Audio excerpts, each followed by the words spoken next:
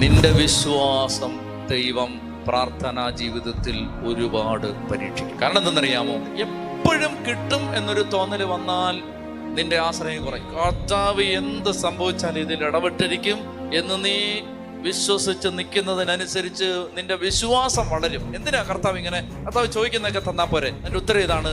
അതായത് നിന്റെ വിശ്വാസം വളരുന്നതിനനുസരിച്ച് നിന്നെ കൊണ്ട് ഈ ഭൂമിയിൽ ദൈവത്തിന് വലിയ കാര്യങ്ങൾ ചെയ്യിപ്പിക്കാൻ പറ്റും. അതുകൊണ്ടാണ്. അല്ലെങ്കിൽ നിനക്ക് ചോദിക്കുന്നതെല്ലാം തന്നെ വിട്ടേനെ. മനസ്സിലായോ?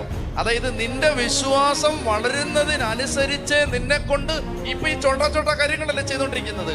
ഇപ്പൊ നിന്നെ ഈ മുറ്റത്ത് നിർത്തിയിരിക്കുന്നതിന്റെ കാരണം നീ നിന്ന് ഇത് വാങ്ങിക്കുമ്പോ നാളെ നീ നിന്ന് ലോകത്താരും വാങ്ങിച്ചിട്ടില്ലാത്തത് അവൻ്റെ കയ്യിൽ നിന്ന് വാങ്ങിക്കും.